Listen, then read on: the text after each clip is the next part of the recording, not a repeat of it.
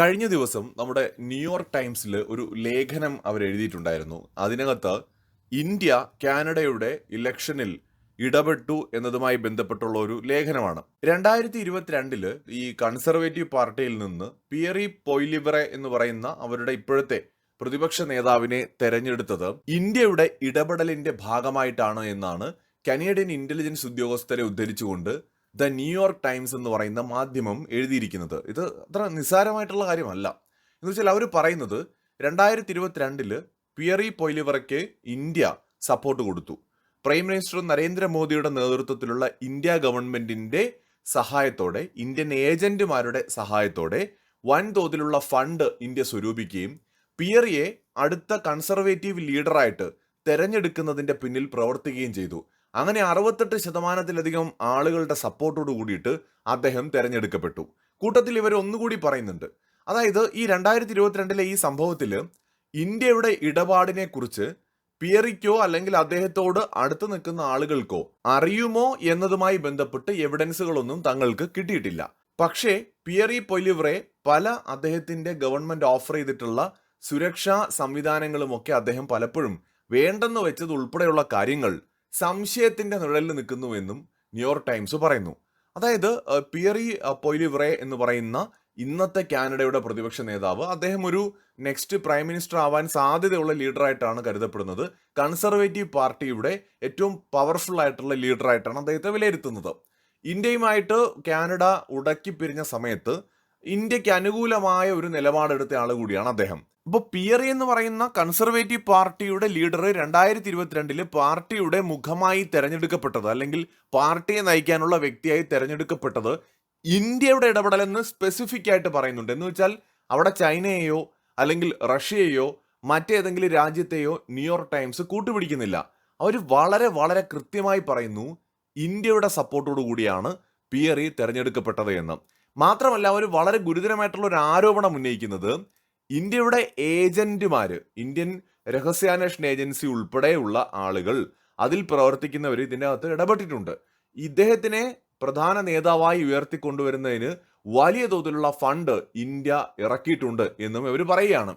India ആഗ്രഹിക്കുകയാണ് conservative party ലീഡറായിട്ടുള്ള Pierre അടുത്ത കാനഡയുടെ പ്രൈം മിനിസ്റ്ററായിട്ട് വരണമെന്ന് ഇന്ത്യ ആഗ്രഹിക്കുന്നെന്ന് കൂടി അവർ പറഞ്ഞു വയ്ക്കുകയാണ്. കഴിഞ്ഞ ദിവസം കാനഡയുടെ ഇന്റലിജൻസ് ഉദ്യോഗസ്ഥര് ചില വെളിപ്പെടുത്തലുകൾ സമാനമായ രീതിയിൽ നടത്തി. ഇന്ത്യ വളരെ പവർഫുൾ ആണ്, ഇന്ത്യ വിചാരിച്ചാൽ കാനഡയുടെ ഇലക്ഷൻ പല രീതിയിൽ മാറ്റിമറിക്കാൻ ഇന്ത്യക്ക് കഴിയും എന്ന് പറഞ്ഞുകൊണ്ടുള്ള ഒരു സ്റ്റേറ്റ്മെന്റ് ഒക്കെ പറഞ്ഞു. അത് വലിയ വാർത്തയായി. ന്യൂയോർക്ക് ടൈംസ് ഒരു പടി കൂടി കടന്നിട്ട് കൺസർവേറ്റീവ് പാർട്ടി നേതാവ് ഇന്ത്യയുടെ ആളാണ്, അല്ലെങ്കിൽ ഇന്ത്യ ആഗ്രഹിക്കുന്ന ഒരു വ്യക്തിയാണ്, അദ്ദേഹത്തെ ജയിപ്പിക്കാൻ വേണ്ടിയിട്ട് ഇന്ത്യ കളിക്കുന്നു എന്ന് പറഞ്ഞു വയ്ക്കുകയാണ്.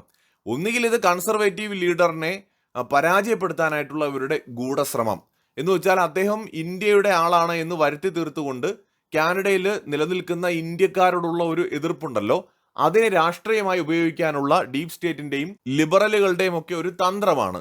അതല്ലെങ്കിൽ ചിലപ്പോൾ ഇന്ത്യയുടെ ഇടപെടൽ ഉണ്ടായി എന്ന് ചില സൂചനകൾ ഇന്റലിജൻസ് ഏജൻസിക്ക് കിട്ടിയിരിക്കാം. നമുക്കറിയില്ല ഇന്ത്യ അങ്ങനെ ചെയ്യുമോ എന്ന് ചോദിച്ചാൽ നമുക്കറിയില്ല. ഇന്ത്യ എവിടെയും ഒഫീഷ്യലായിട്ട് പറഞ്ഞിട്ടില്ല ഞങ്ങളിതാ കാനഡയുടെ തെരഞ്ഞെടുപ്പിൽ നമ്മൾ അട്ടിമറി നടത്താൻ പോവാണ്, അല്ലെങ്കിൽ പിയറി പൊയ്ലിവറെ ഇതിൽ ജയിക്കണമെന്നാണ് ഇന്ത്യ ആഗ്രഹിക്കുന്നത് എന്നൊന്നും പറഞ്ഞിട്ട് ഇന്ത്യ എവിടെയും ഒഫീഷ്യലായിട്ട് പബ്ലിക്കായിട്ട് ഒരു സ്റ്റേറ്റ്മെന്റും നടത്തിയിട്ടില്ല. ഇനി പോസിബിലിറ്റീസ് പരിശോധിച്ചാൽ ഉണ്ടാകാം. ഇന്ത്യ ആണെങ്കിലും ലോകത്തെ വിവിധ രാജ്യങ്ങളാണെങ്കിലും അവരവരുടെ താല്പര്യങ്ങൾ സംരക്ഷിക്കാനായിട്ടൊക്കെ ശ്രമിക്കാം. അതിപ്പോ കാനഡ ഇന്ത്യ റിലേഷൻ നമ്മൾ പരിശോധിക്കുമ്പോൾ ലിബറലുകൾ അധികാരത്തിൽ വരുന്നതിനേക്കാൾ കൂടുതൽ നമുക്ക് നല്ലത് കൺസർവേറ്റീവ് പാർട്ടിയിൽ നിന്നുള്ള ഒരു ലീഡർ വരുന്നതാണ്. കൺസർവേറ്റീവ് പാർട്ടിയിൽ നിലവിലെ ഏറ്റവും ടോപ്പ് ലെവലിൽ നിൽക്കുന്ന ലീഡർ പിയറിയാണ്. പക്ഷെ അദ്ദേഹത്തെ കൊണ്ടുവന്നത് ഇപ്പൊ ഇന്ത്യ ആണെന്നാണ് ഇവർ ആരോപിക്കുന്നത് കേട്ടോ. അത് വളരെ സീരിയസ് ആയിട്ടുള്ള ഒരു ആരോപണം തന്നെയാണ്. രാഷ്ട്രീയമായിട്ട് പിയറി ഇത് വളരെയധികം അദ്ദേഹത്തെ ബാധിക്കാൻ സാധ്യതയുമുണ്ട്. എന്തായാലും ഇന്ത്യ അതിന് ശ്രമിക്കുമോ എന്ന് ചോദിച്ചാൽ ചിലപ്പോൾ ശ്രമിച്ചേക്കാം. കാരണം കൺസർവേറ്റീവ് പാർട്ടിയുമായിട്ട് മാത്രമേ ഇനി ഇന്ത്യക്ക് ഒരു ശക്തമായ ബന്ധം ഉണ്ടാക്കാൻ പറ്റുള്ളൂ. ലിബറലുകളുമായിട്ടുള്ള ബന്ധം അത്രയും വഷളായിട്ടിരിക്കുകയാണ്. അപ്പോൾ ചിലപ്പോൾ ഇന്ത്യ അതിന് ശ്രമിച്ചേക്കാം, നമ്മുടെ ഏജൻസികൾ അതിന് ശ്രമിച്ചേക്കാം.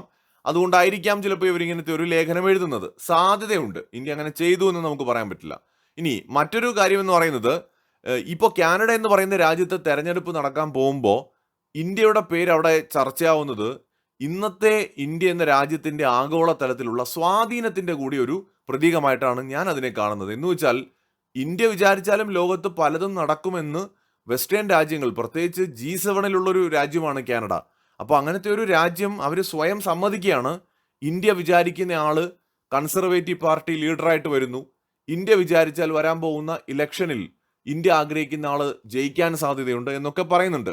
ഇനി ഒന്ന് ആലോചിച്ച് നോക്കൂ, കൺസർവേറ്റീവ് പാർട്ടി തന്നെ ജയിക്കുക കൂടി ചെയ്താലോ ഇന്ത്യയുടെ സോഫ്റ്റ് പവർ വളരെ വളരെ ലോകത്ത് ശക്തമാണ് എന്ന ഒരു സൂചന കൂടി അത് നൽകും.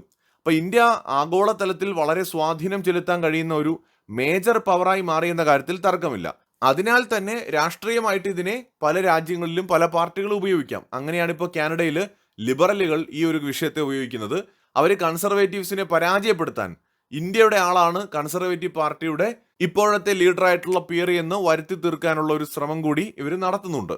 എന്തായാലും ഇന്റലിജൻസ് ഉൾപ്പെടെയുള്ള കാനഡയുടെ ഏജൻസീസ് എല്ലാം തന്നെ ജസ്റ്റിൻ ട്രൂഡോയോടും അദ്ദേഹത്തിന്റെ പൊളിറ്റിക്കൽ പാർട്ടിയോടും എന്നും നന്ദിയുള്ള നായകളെ പോലെ ആയിരിക്കും. അപ്പൊ അതുകൊണ്ട് അവർ ഇമാതിരി എല്ലാ കളികളും കളിക്കും. കാരണം അവരെയൊക്കെ ആ പൊസിഷനിലേക്ക് കൊണ്ടുവന്നത് ട്രൂഡോയാണ്. കഴിഞ്ഞ കുറെ വർഷങ്ങളായിട്ട് കാനഡയുടെ പ്രധാനമന്ത്രിയായിട്ട് അദ്ദേഹം ഇരുന്ന് ഇപ്പോഴാണ് കസേര തെറിച്ചത്, കരഞ്ഞുകൊണ്ടാണ് ഇറങ്ങിപ്പോയത്. പക്ഷേ വേറെ വഴിയില്ലായിരുന്നു. അപ്പൊ എന്തായാലും പിയറിയെ കൊണ്ടുവരാനായിട്ട് ഇന്ത്യ എന്തെങ്കിലും ചെയ്തിട്ടുണ്ടെങ്കിൽ സംഗതി പൊളിച്ച്. മറ്റൊരു വീഡിയോയുമായി വീണ്ടും വരാം.